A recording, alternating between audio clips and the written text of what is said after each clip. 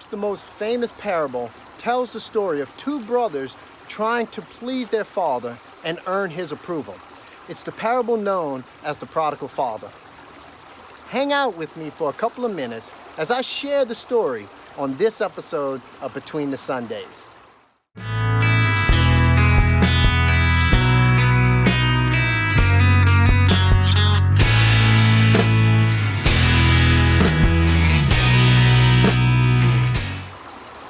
The prodigal son takes his inheritance, spending it foolishly and quickly, realizes how he offended his father and how worthless his life is.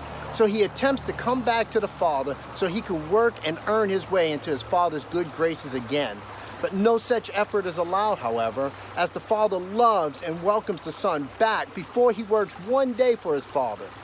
The word prodigal means reckless extravagant. This is a title reserved for the son because of how he spent his inheritance. But it is the father who is truly the prodigal one in this story, for he is recklessly extravagant with his love, his forgiveness, his mercy, and his possessions when his son returns home. God is our prodigal father. He lavished us with love and forgiveness and mercy and his possession when he welcomed us back home. Now, the older son is often a forgotten character in the story, but he is of great interest to the audience, the Pharisees, who's been listening since verse 1. They knew the older brother who believed that he should be favored above his brother because of his diligence to keep the rules that represented them in the story. But the older brother is performing to get love and to get to keep his blessing, but not out of love and a desire to bless his father. The older brother focused on himself only and not on his father. In this story, we see redemption and reconciliation for the younger brother, but the fate of the older brother who trusted in his actions above all else is left unresolved in the story.